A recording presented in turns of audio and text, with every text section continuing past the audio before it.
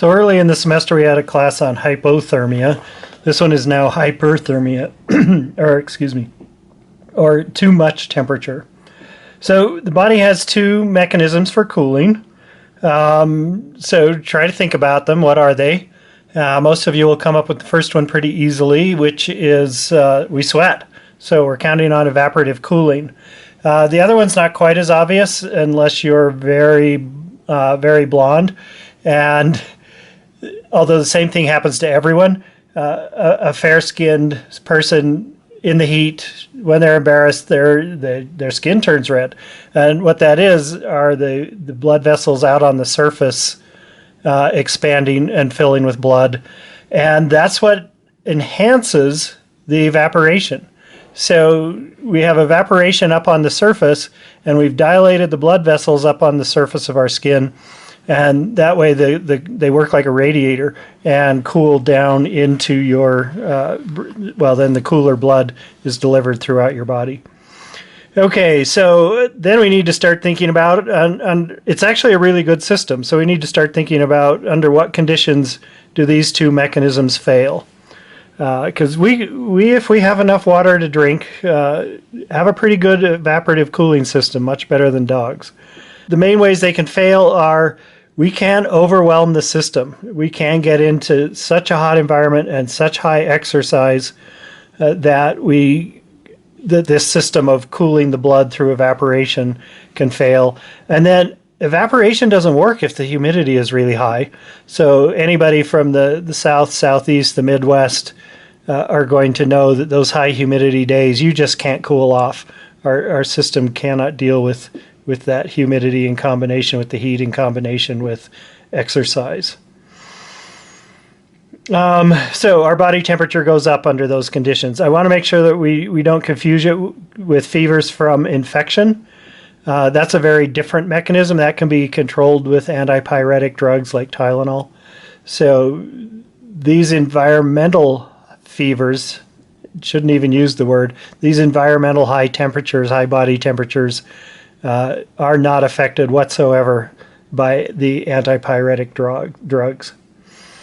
Heat illnesses are a continuum of this failure of the body to keep our temperatures down. So we're going to take a look at these. These temperatures are approximate just because we have a few degree range of normal temperatures among people.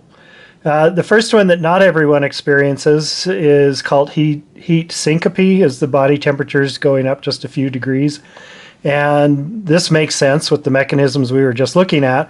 Under these hot conditions, the blood supply is out in dilated blood vessels out in your skin trying to catch that evaporative cooling, and less goes to the brain. So you get lightheaded, you can faint. It makes people nauseated, your heart rate goes up, possible dizziness, and even actual fainting, which is the other word for syncope. Warn people, watch it in yourself, watch it in others, that if they're acting, not walking straight, they're dizzy, have them sit down before they fall down. And get their feet, lying down, get their feet up, head down. All right, as body temperature goes up, over 102 or so, we start using the term heat exhaustion. And usually in these conditions, the blood vessels start constricting again to return blood flow to the head. It does steal blood from the stomach, which gives some people nausea. Signs and symptoms are pretty similar to heat syncope, only additionally the temperature is going higher.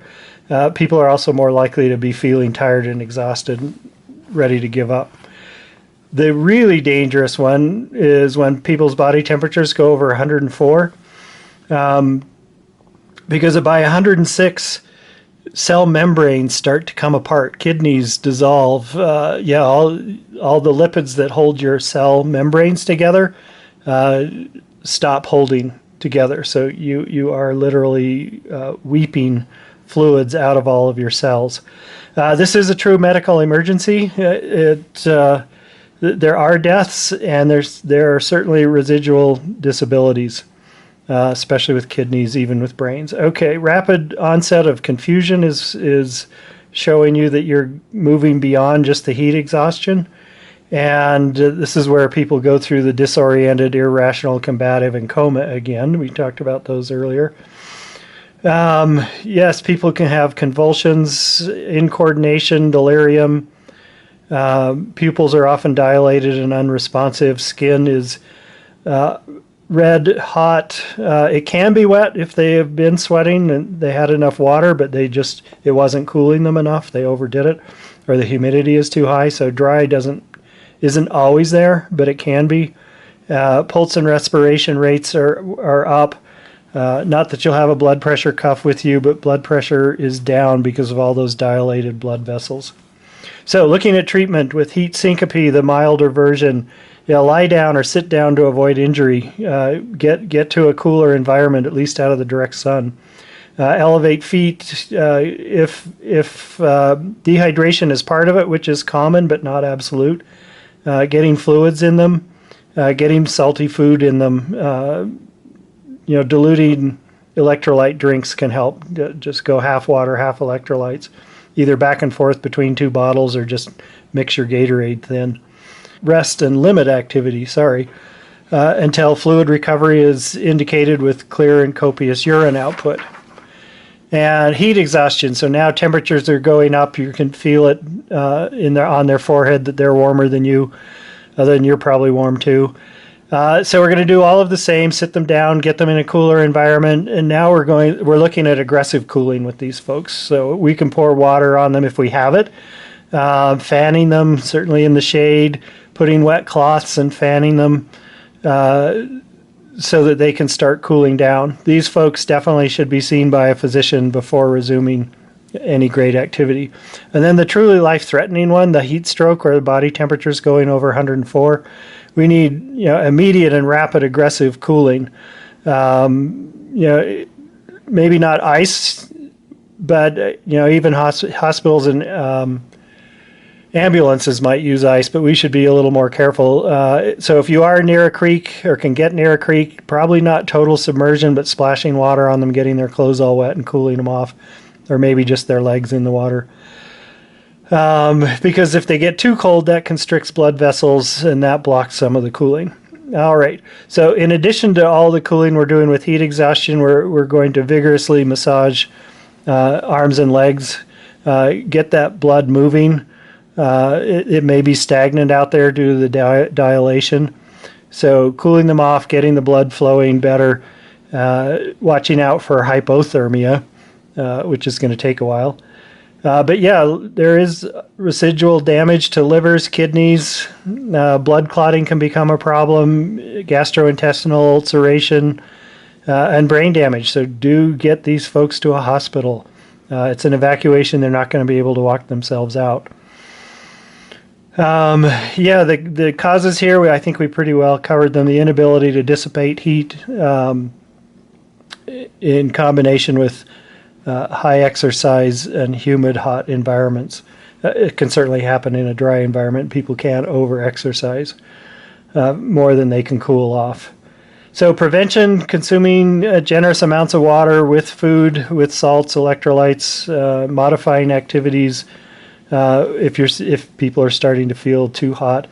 Cooling off, not hiking in the hottest part of the day, drinking before you're thirsty, eating those salty snacks. There have been working in the desert, building the dam for Boulder Dam that backed up Lake Mead, where some of this was being discovered. They were finding that they were putting half their crew in the hospital until they realized that if they could get them to drink 10, 12 liters of water, people were able to work 8-hour days with enough food, enough water, and finish their shift and be fine at night. So hyperthermia, too much heat, too much temperature, often associated with dehydration, but not absolutely.